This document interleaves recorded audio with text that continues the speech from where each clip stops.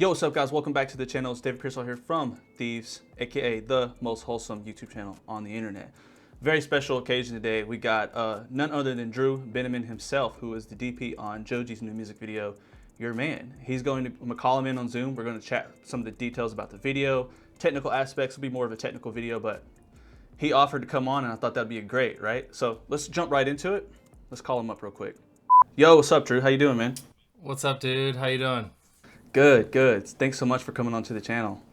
Dude, my pleasure. Yeah, absolutely. I saw the video you put out, and I was texting the director about it, and he was like, "Oh yeah, I saw that too, dude. You should get on there and tell him how it went down." And I was like, "Yeah, that's a good idea." So. Oh really? I didn't know it went down that way. I always wonder if some of these big directors ever see my videos and are like, "Look at this guy." Yeah. There was a lot of reaction videos that we were sharing with one another because they were all pretty funny. Yeah? I mean, some people freaking out and losing their minds over the whole the story of Joji and the whole lore of all of his music videos and stuff like that. So right, this is like a wrench in the lore for a lot of people. Man, I don't know if it is. Is it?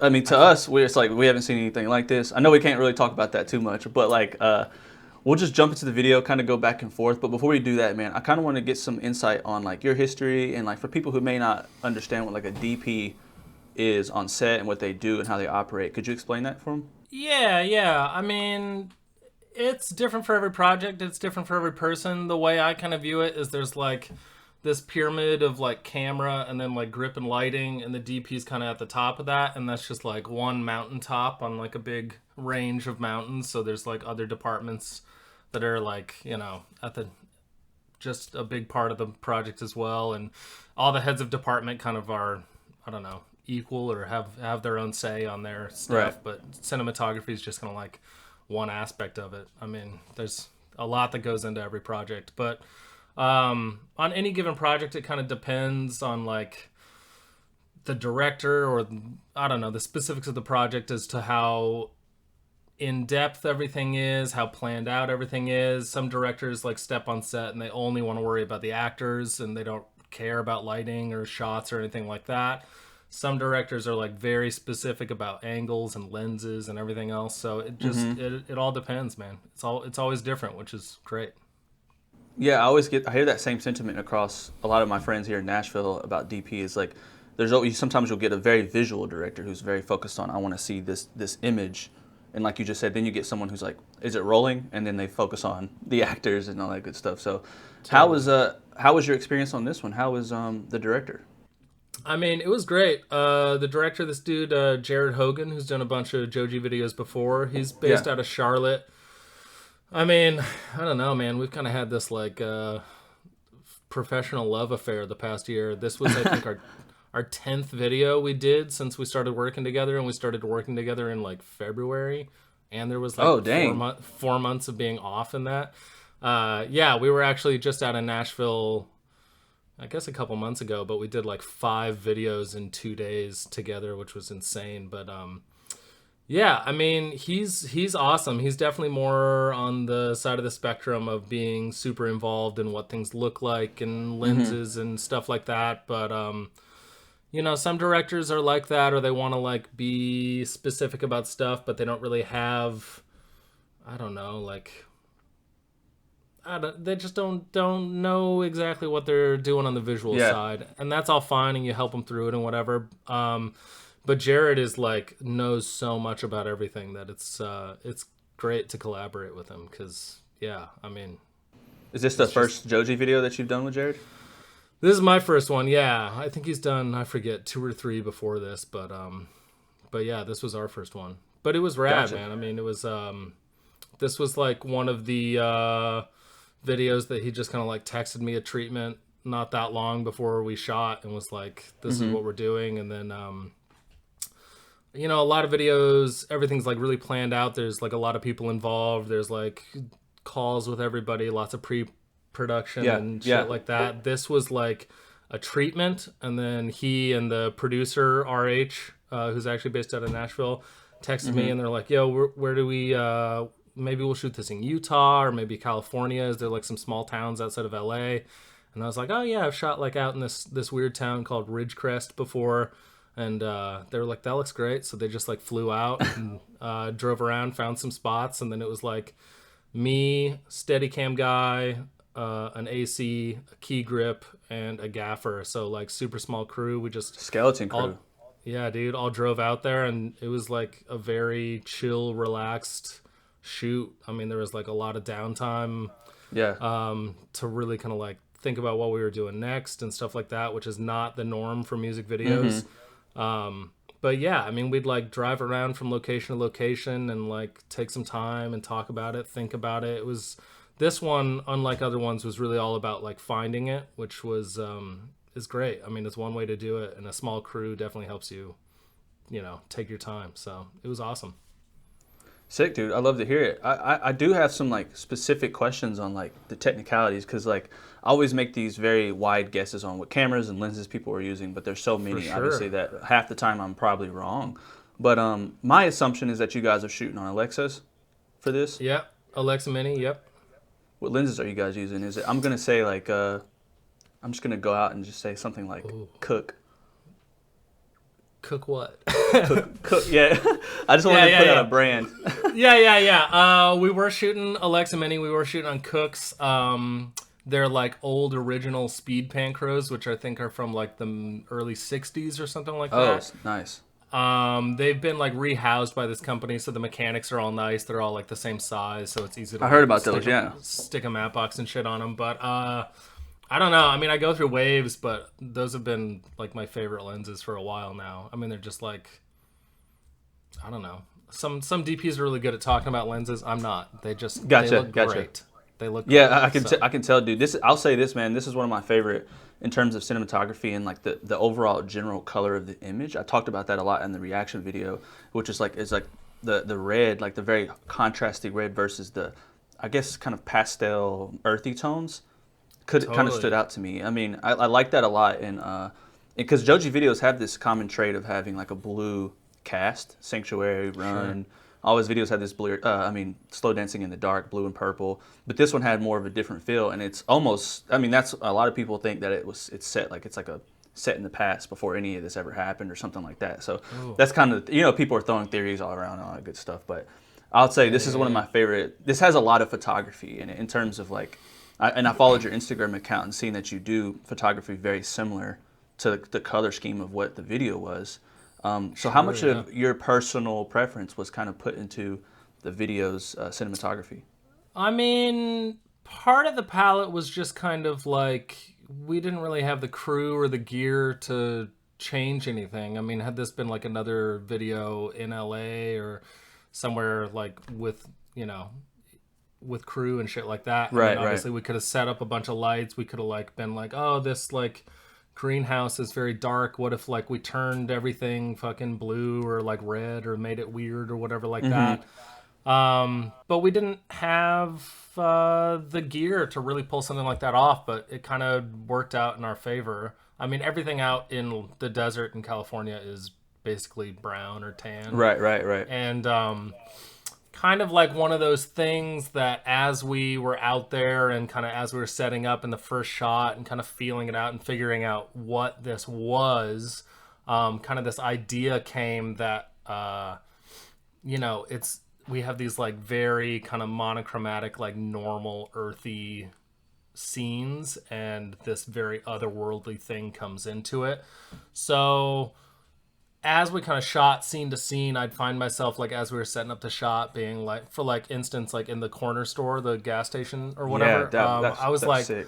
I was like, oh, like looking at the monitor, and I was like trying to like pull like bright colors out of the background. I was like, oh, that little fucking like canister full of whatever, let's move that. That's a little bit too bright. That's a little bit too blue, you know? So I kind of found myself like edging further, leaning into that kind of like tan, mellow, brown, earthy vibe as time went on. But yeah, I mean, it was mostly just started as a result of having not enough gear to change what we were looking at, which, you know, is not by any means a bad thing.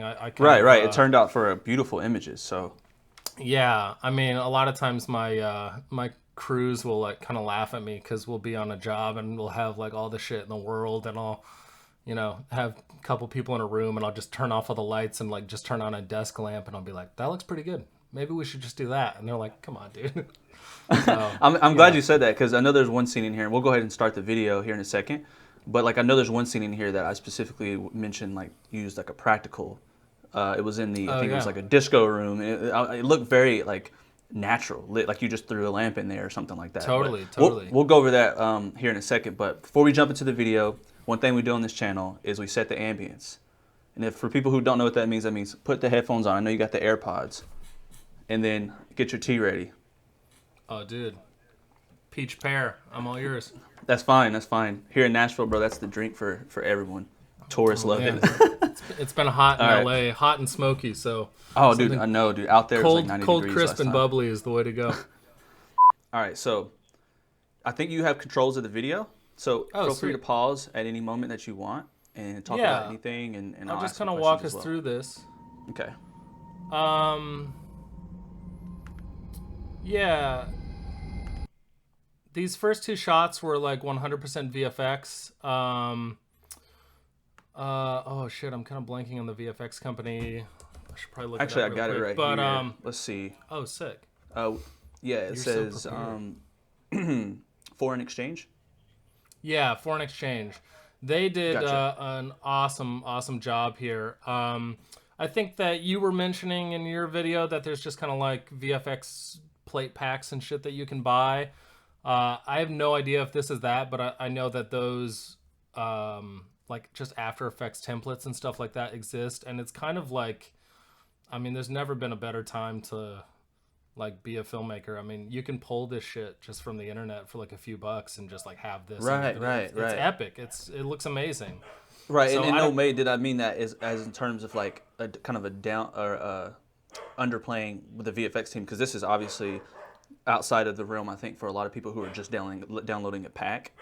Totally, but like, totally. I just wanted to mention that, yeah, like you could like Video Copilot, all those guys, you can get stuff from. It's like plug and play options now. You know what I mean? Totally. Yeah, I don't know if I don't know if they built this from scratch or what, but I mean, it's awesome. They did a great job, and their turnaround on this was kind of quick. Like we didn't have that much time in post to do it, which was fine. I mean, we only shot like 10 shots, and then there was these two. Mm-hmm. So, but yeah, I mean, they nailed it on that. And then next up, so this location is out near a town called Trona, California. These things are called the Trona Pinnacles, and it's just like a weird fucking world out there. It's like a totally flat, empty desert, and then it looks like a planet, like another planet. Yeah.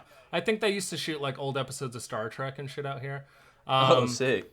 Yeah. So we got out to this location kind of at the end of our second day.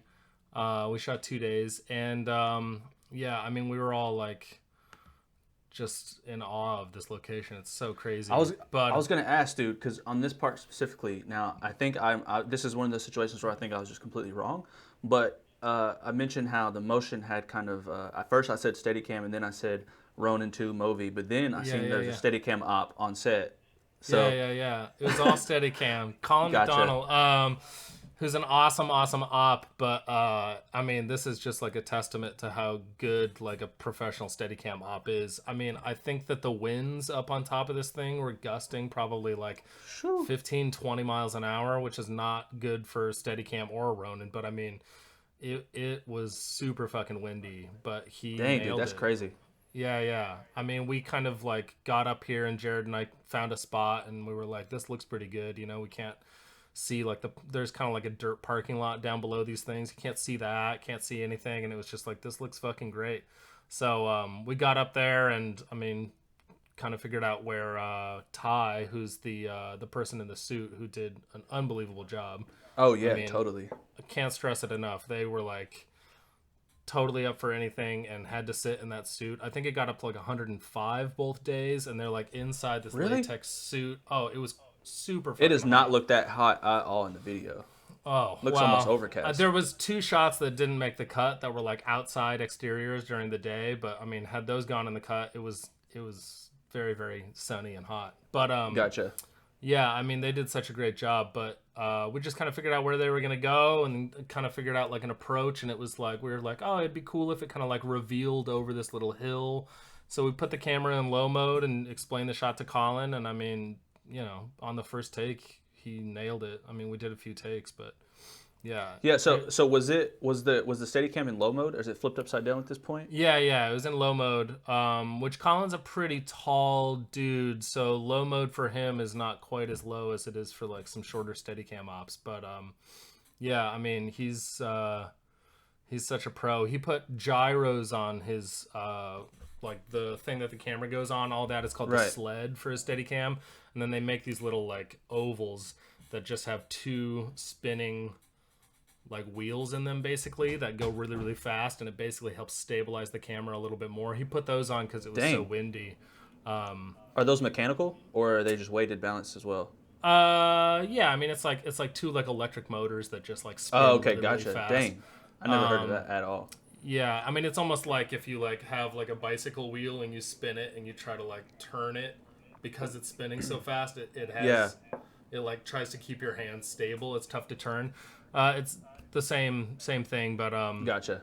Yeah, he threw those on because it was just so windy. But yeah, and then I mean for all these takes we had just like a little jam box playing the song super, super loud so that Ty could hear inside the helmet and stuff.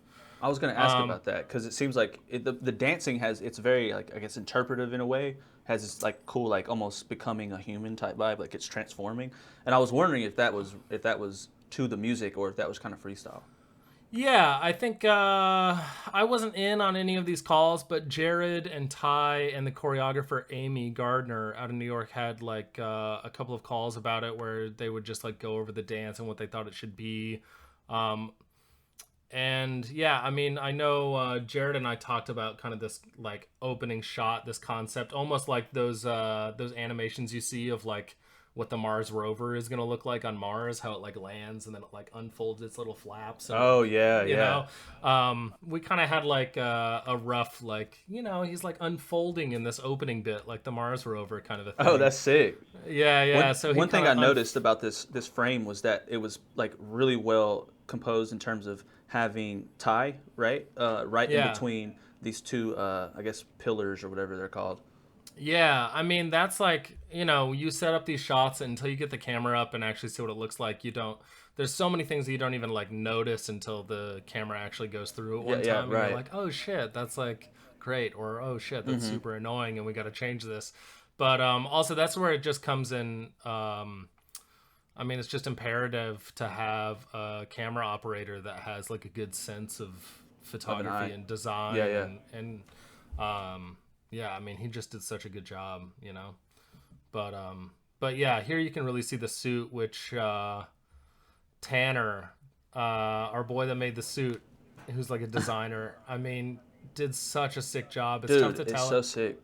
It's tough to tell in some of these, but Ty's wearing like this weird like red mesh thing underneath this like semi-opaque latex. It's just such a sick suit. I know that the backpack and the helmet they sourced I think from a rental house, but then Tanner had somebody line the whole thing with LEDs, so on set we had like dimmable LEDs in the helmet and the backpack. Oh, sick. And it could change color. I mean, on the day, on like the first setup of the day, we kind of decided, we're like, oh, maybe it's just red then, because we were thinking maybe it changes color and maybe it pulses, but it just looked better kind of like simple steady red. But yeah, it stays consistent throughout the video, so that I like that a lot.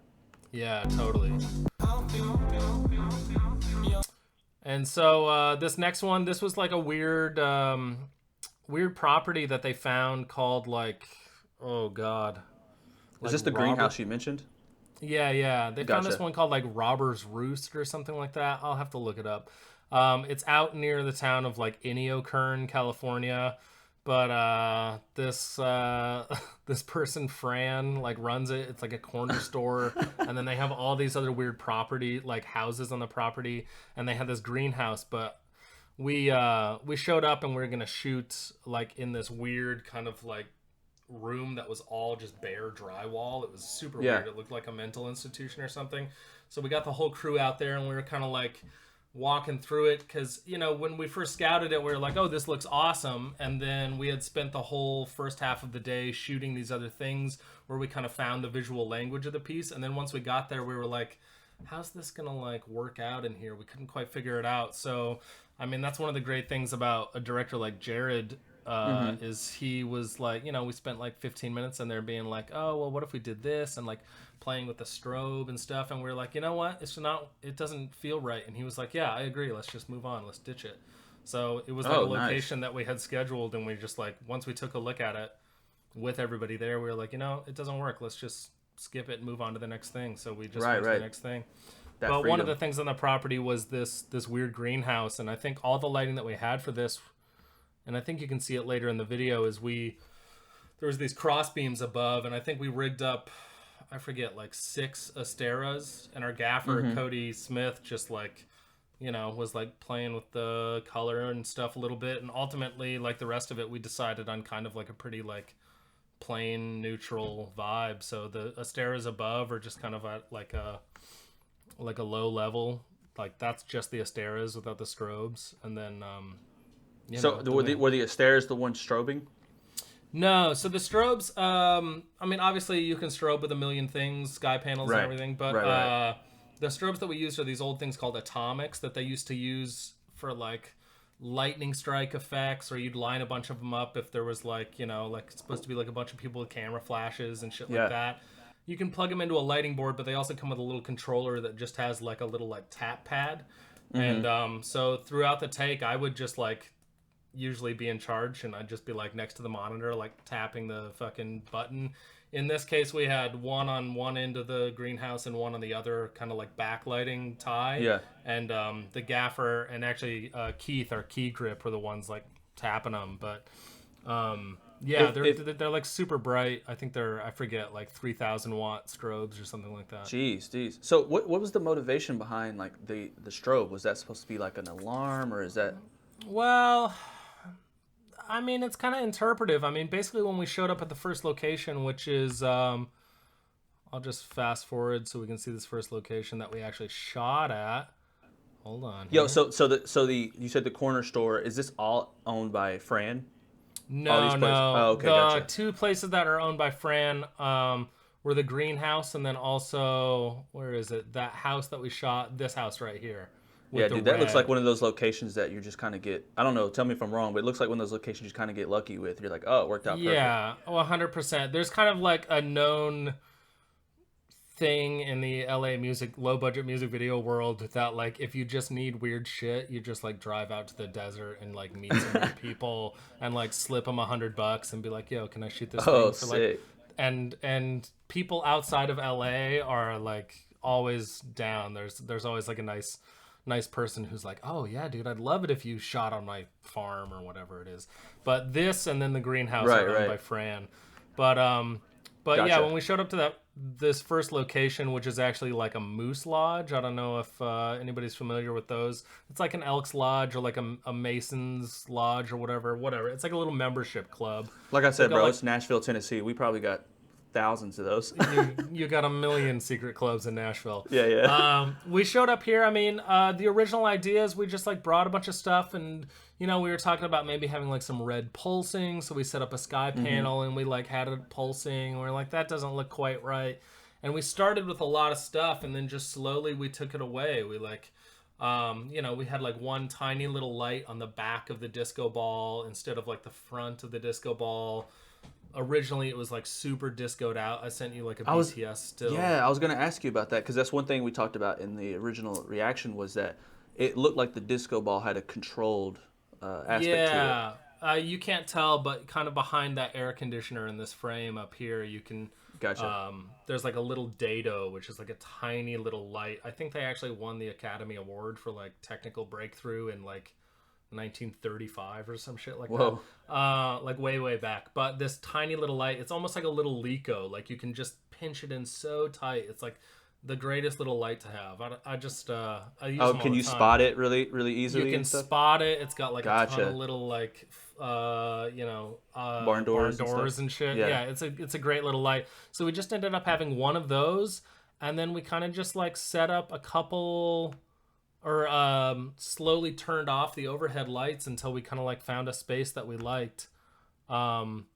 I mean, you can see up there. There's not much on. That's with the flash going off. But Whoa, that's crazy. That was an interesting frame, like to see like right when the flash hit. oh, with the light on, yeah. I mean, I think that's that lamp you're talking about. That was like just a desk lamp that I found somewhere, and I just like in my head I was like, oh, it'd just be like kind of interesting if there was just like a little lamp on the ground.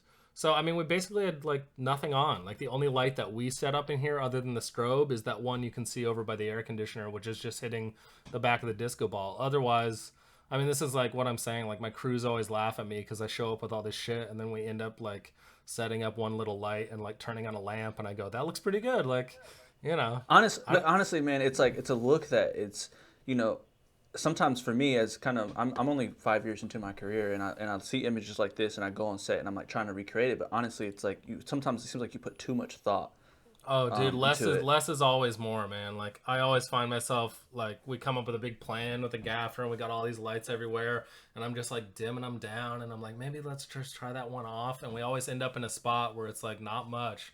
Kind of like the one I went to film school, and film school is like I don't know, good for some people, not good for other people. I think it's Right. ultimately you're just gonna start learning shit once you get on set. But like the one thing that was like really valuable that I learned in film school is we had this cinematography teacher who was like, the way that you light a set is you just put up one light first. Just start with one light and see what that does. And that's like invaluable advice. Yeah, Like just I set heard up I heard a one quote. light. I don't know how reputable it is, but I heard a quote from Roger Deakins. Someone told me that he quoted this and said that he turns all the lights off and just throws in lights as he goes around the set. Exactly, dude. Exactly. I mean, like, I like, especially earlier in my career, I was very gear heavy. I was like, oh, dude, let's like get all this nice new shit, like all these big toys. Like, Right, you right. see like the BTS still from some project you really love, and you're like, oh shit, there's lights everywhere. And it's like, that's all well and good and has its place. But for me, at least, it's like I just have an easier time wrapping my head around like less. So I just, start with less and then tweak it. Oh, actually, I take that back. We had one other light. There's an Astera under that American flag. I forgot about that. So we had two Oh, lights. is there? Oh, okay, yeah. So was it like the American flag draped over it, or is it pointing up at it? It's like on the little bench right there. You can't see it because there's Gotcha. like a piece of wood, but it's Oh, just I see pointing that. like Yeah, like up right at the there. Gotcha. American flag. Yeah, yeah. So I mean that was it, and then the strobes. But this is like another example of like you go to a small town that's not used to having people shoot there, and I have no idea how much we paid these people, but they were so nice and like so happy to have us, and Yeah, just were like great. They were like, oh and man, this you is get so that cool. like Cohen Brothers type look to the building as well, which is Totally, I I totally. have I like mean, go ahead. unless you have a ton of money for production design and stuff, like there's so much weird shit in the real world that's gonna like require like a tiny little tweak to make perfect.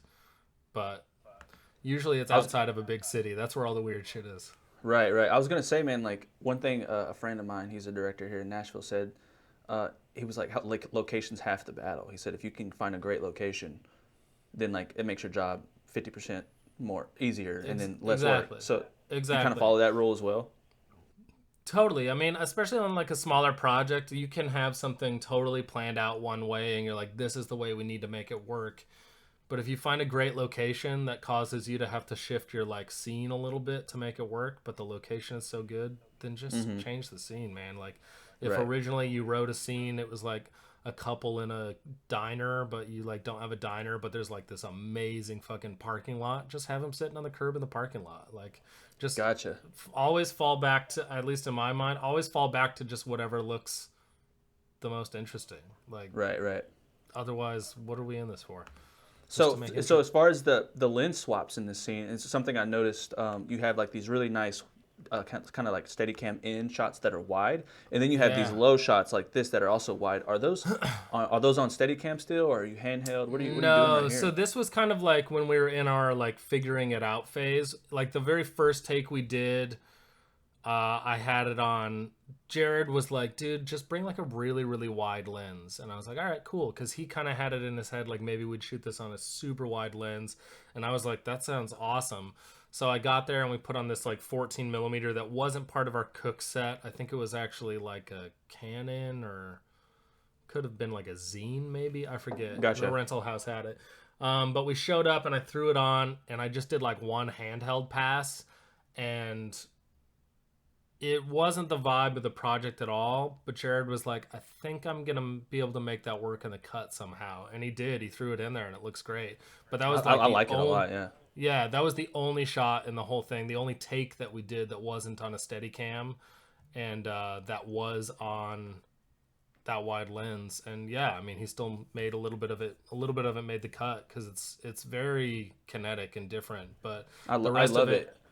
Yeah, the rest of it is just that objective lens, just kind of like walking around, looking at this guy, just discovering Earth or whatever, scouting it maybe. Oh no! See, I was gonna ask, dude, I think that's seen one recessed light in this scene.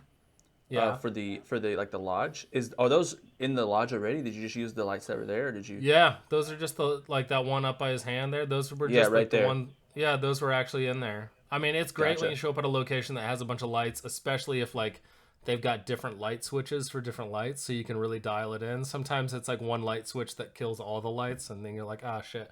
But this was great. There was like light switches all over the place, and they all like did different stuff. So we were just walking around flicking lights on and off for a few minutes until we kind of like felt the vibe. But yeah, I mean, you know, location. Yeah, that's all built in except for that one hitting the disco ball and then the American flag one. So That's crazy, bro. Because I'm always assuming that like these, because you know the people have the quality of light standard that they like to keep, and they're like, oh, let's replace this bulb, but like, you know, if you can make it work. I mean, scene, man. You know, sometimes you show up and you've got to shoot whatever it is, an office scene or something like that, and yeah, you've got to swap out like the fluorescent bulbs that are like flickering and are super green or whatever. But sometimes it's just like this. And I mean, another huge thing, honestly, this is like become probably, other than the camera itself, probably the most important aspect of cinematography for me, at least these days, is color. And we're super lucky. Jared's got a friend from film school named Jacob McKee, who colors all of his stuff, who I hadn't worked with before I worked with Jared this year. But like as soon as I worked with him, I was like, okay, A, he does an amazing job. B, he's a sick dude. So he actually colored a feature for me as well in the this year. But yeah, man, I mean, it's like color can turn your whole project around. It can take something that looks like relatively mediocre and turn it amazing. And Jacob always does that. So something like this, where it's like, oh, one light might be a little weird, or like the tone of this might be a little off or whatever like that, I don't even fucking worry about it. I'm just like, you know what, Jacob's gonna take care of it. And it's great. Honestly, color's awesome. A lot of big colorists are kind of expensive, but dude, DaVinci is free. There's like 100 hours of online tutorials for it. Like, big advice, go download DaVinci and just like start coloring shit, because you're gonna like understand really quickly what you need to take your time on, because like sometimes you'll be lighting a thing and you'll be like, damn, how do I get that back wall a little bit dimmer or whatever.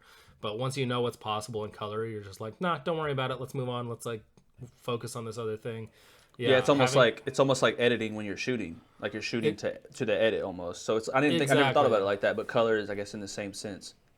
Yeah, man, you just know what's possible and then what you need to take your time on. Yeah, it's great. I mean, having a good colorist or being able to like do a basic level of coloring on your own is everything. So gotcha. I was gonna ask, so in this scene, like, let's continue forward. Let's see. So this one, I think there's an outside shot. I don't know if it cuts back to the outside shot, but I think the outside shot's right before it. Yeah. Let me see. But in the scene where it's outside, like right here, how much is that natural light for the most part? Yeah, I mean, this happens a lot. You want to shoot like at a time in which your lights are like more visible and making more of an effect. And the outside world you got to kind of wait for the outside ambient light to hit a point where, because like I think in there we had a sky panel that was kind of pulsing, and then we had like a little digital Sputnik just with a battery on it. They had the same color, but the digital Sputnik was just like shooting into the ceiling and had like a base level, and then the sky panel would kind of like pulse above it and below. Gotcha. Yeah. And so for that to like really be effective and be visually like, oh shit, you gotta wait for the whole outside world to hit the right point. So we definitely set up for those shots and like walked through them And then it was like, okay, I think it might be like 15 more minutes until we're like ready to go. So we just kind of like do some steady cam walkthroughs and everybody waits. And then once you're looking at the monitoring, you're like, this is it. Then you're like, all right, let's do it. And you bang it out real quick. So, yeah, we just waited for the right time, basically. Sick. It looks great. It seems the reason I was asking because it seems like there's this almost.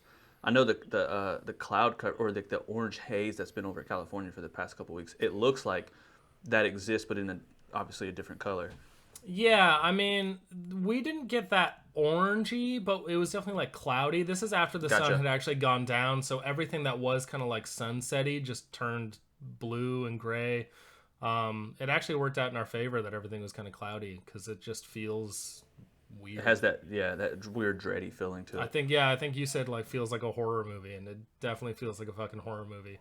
It 'Cause, does. It's like the way he's like doing that like that move yeah, and stuff yeah. too. I mean, anytime there's a bright red light coming from a bedroom Right. window, you know something bad is about to happen. For Exactly. Yeah. sure. Yeah.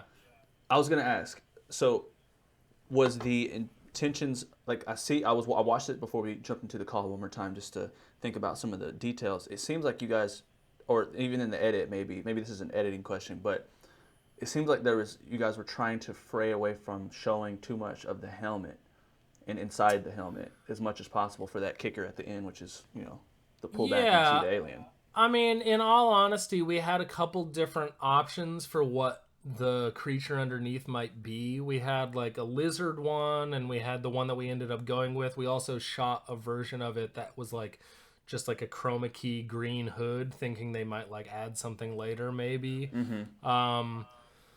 So we shot a couple different options, but we just wanted to like cover ourselves for the rest of this. We wanted it to A, be mysterious, but B, not to screw us if we like ended up using one option over another.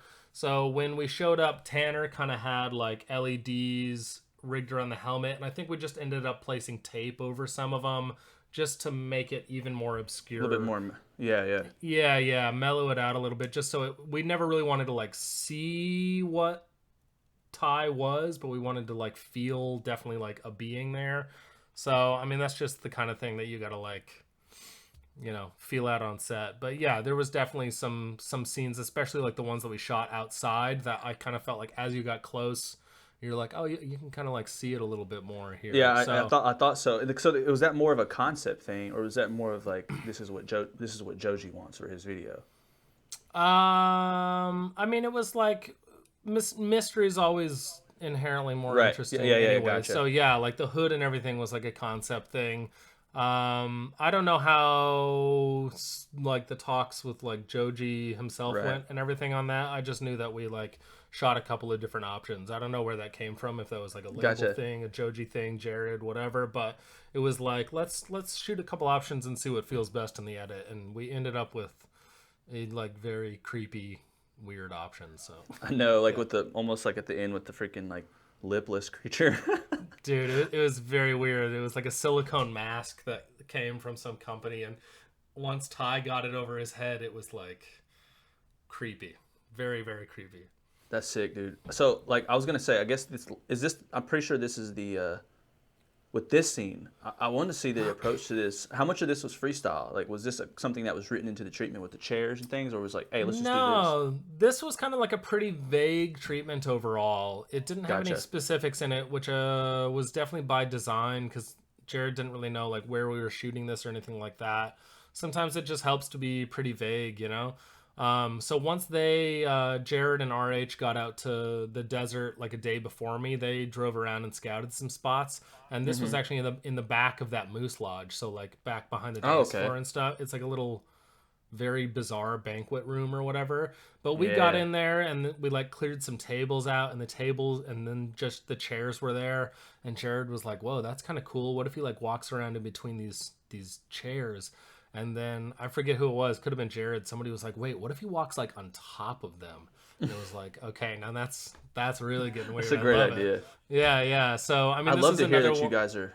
I just Oh, love to hear that like there's so much kind of back and forth and collaboration on even yeah, a level yeah. like this because I think there's a lot of guys at my level who I talk to and we see like these videos for top tier artists and people who are working in LA doing all this. We see it as like everything's strategic, everything this and that, everyone's doing this and that. But honestly, it's like the same energy that is being brought on a level of, I guess, considered, intermediate or something like that. Yeah, It's still being consistently, there's always like, it seems like there's a sense of collaboration in freestyle to every production. Totally. And I mean, no matter how planned out your shoot is, regardless of what kind of shoot it is, I mean, it's always going to change on the day. There's no amount of planning you can do to account for everything. So you're always going to have to pivot and adapt regardless. But I mean, at this point in my career, it's like, it's more fun to throw yourself like head into something like very vague and just figure it all out on the day or whatever, than it is to, I mean, kind of like the worst version of that is like a commercial where everything is like perfectly storyboarded. Right. And you're literally just like recreating the storyboards that like the client and the agency and everybody has signed off instructions on. Instruction. It's like just following instructions. It's like paint by numbers. It's very boring. Like the IKEA of production. You're just like building this. Exactly. Gotcha. You've got all the pieces, now just put it in the fucking hole, you dummy. But yeah, man, this is like, I don't know, this is my favorite. This is my favorite type of project. Just like a few people in the desert. Few people, small crew, and just like figuring it out. Jared and I did another video like that maybe a month ago for his friend, this woman, HC McIntyre. And it was like me and Jared and his buddy, two of his friends. And it was like us with a Black Magic driving around North Carolina, like shooting this thing with this actor. And it was like one of my favorite videos I've ever done. It was like not on a great camera, not on a great lens, no crew, no lighting. We literally had like one little LED light for the entire thing. And it turned out amazing. I mean, that's like, I don't know. It's like the video is even sweeter when you know that you pulled it off with nothing, I feel like.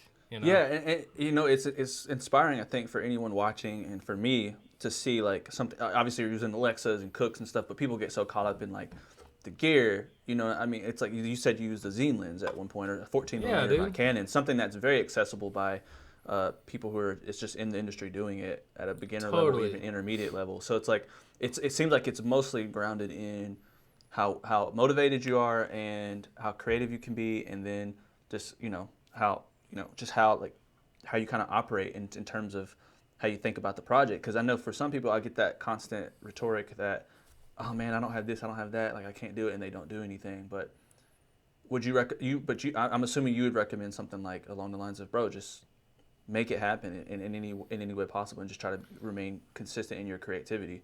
Dude, yeah. I mean, I have always just been a fan of like, within reason, don't burn yourself out, but just say yes to everything. Like, if anybody's got any little job, go shoot it, man. Who knows what it's going to turn into? Who knows what you're going to learn? Like, to this day, I shoot a ton of fucking stuff for free. Like, I have like my commercial rate, and I've got an agent, and I like make good money on big projects or whatever like that. But like that video I was just talking about with Jared in North Carolina, that was free. I flew myself out there like on miles. Like the whole budget for the music video was like $1,800 or something like that. Like Dang.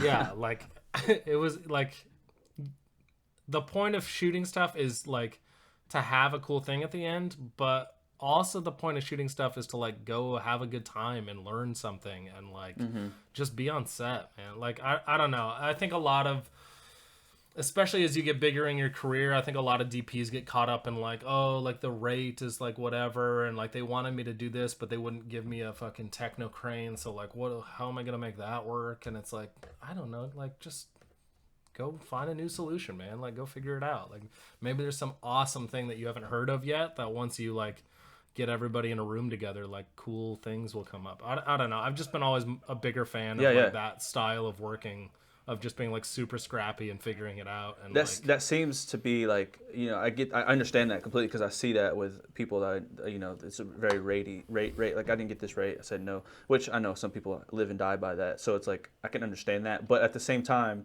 some of my favorite people to work with are the people who just like, I'm like, hey, I got this project going on. I can't like the budget's low, and they're like, oh dude, I'm coming out, like let's do it, let's have fun. And those always end up having the best productions, and I end up building a working relationship in the future with that person. Totally, man. That's it. Like I don't know, I've always also had this thing where I will hire people, and I'm not talking about anybody specifically, especially on this job, because everybody's like awesome, but like I have always found myself hiring someone who may not be like as experienced at the job I'm hiring them for, if they are like a great person to hang out with. Because it's like when you hit hour 13 and you're behind schedule and everybody's stressed, it's like if you look around you and there's a bunch of people just like worried about how much OT they're getting and shit like that, you're like, man, that sucks. But if you like look around and it's like a bunch of people you enjoy being around who are like, let's figure this out, man. Like, I'm still having a good time. Like, I know we're fucking exhausted. I know like we got a long drive back to LA after this or whatever it is. It's like, I just want to like look around and see my friends, basically. So yeah, totally, dude. I think that's the way to do it. But here, I'm just gonna scroll through this real quick. I think we pretty much covered every scene, totally, for the most part. But like, yeah, I think so. I mean, the ending obviously is so this later in the day, like right, like in the same. Yeah. We kind of had to like rush. The sun was going down. I like had a bunch of like ND in the camera, and I just kept like taking it out, it out. As we were like approaching the end. And honestly, like by the time we shot this, which was I think like the last one or second to last one, I was like, shit, dude, I think that's like way too dark. But like, of course you send it to a good colorist and he's like, nah, man, it looks perfect. And it looks crispy. Yeah. So my audience will kill me if I don't ask a couple questions, and Go obviously at your discretion. So how much of the lore can you tell us? I don't think I'm allowed to say anything. Okay, cool. I will just say, I don't know. Jared and Joji are both very creative, thoughtful people, but I'm not allowed to say. That doesn't help at all, but okay, cool. I know. We'll sip some. Sorry. You LaCroix, I'll go tea for that. Yeah. Gotcha, dude. I appreciate it, man. Oh, one more question. Did you ever get to interact with Joji at all on set, or he wasn't there? Not on this, man. I mean, COVID stuff has been really weird, so I think a lot of the videos that I've been doing lately, the artist hasn't really been involved. I can't really speak for this one, but I know on other jobs that I've done around this time, like labels are less inclined to like send the actual artist out to be on set, you know, because they've got other stuff they've got to do coming up. They don't want anybody getting sick, but like, yeah, sadly I did not, but maybe on the next one. We'll see. Dude, I appreciate it so much. I'm so glad you reached out. This is super fun. First time on the channel. Definitely want to do something like that in the future again. But, absolutely, man. Yeah, hit me up for anything, and if anybody like ever has any questions about anything, I think my email's on my website, man. Just hit me up. Don't be shy. Okay, I'm around. Okay, sweet. Two things. If you have any advice, I got some guys I know in my Discord server and comments. They're filmmakers and they're also big fans of Joji. If you have any advice for any upcoming DPs, directors, just get out there and shoot. That's basically it. I mean, your career is going to go up or down. It's kind of like a little bit out of your hands in a way, like what you get hired for. But if you are just like a cool, nice person to be around and people enjoy being around you, like, then at least you know that is not the reason you're not getting hired. It's not you, you know? Like, it might be other things, whatever, but like, just, I don't know, just be a fun person to be around, I guess. I don't know, just go have fun, like, be kind to people, and yeah, just say yes, man. Just get on set. That's my like biggest advice. People hit me up and they're like, should I go to film school? Should I do this? Should I do this? And I'm like, honestly, just get on set. Like, that's when you start learning, is the day you show up on set, you know? So sweet. So you want me, I can put your Instagram. I know this probably doesn't really matter to you too much, but I'll put your Instagram in the description. Any other things you want to plug? Not really, man. Yeah, throw my IG up there, and yeah, feel free to reach out. Anybody. Sick, bro. Thank you so much for coming on. Dude, so happy to be here. All right, guys. Thanks for watching. Dude, everyone go follow Drew on Instagram. He's a great photographer and cinematographer, obviously. And if you want to see more videos like this, let me know in the comments. Maybe we can work some details out. As always, join the Discord server. The link is in the description. All right, until next time, guys. Peace. I went from Sunday to Sunday at BNA on the runway. I took a meeting at 10 after 2, pull right up after the gun range. I got a circle that worry about that code, but clientele that working under the road to stay on the low. Me and my bro just linked up and went half on the coat. Hell no.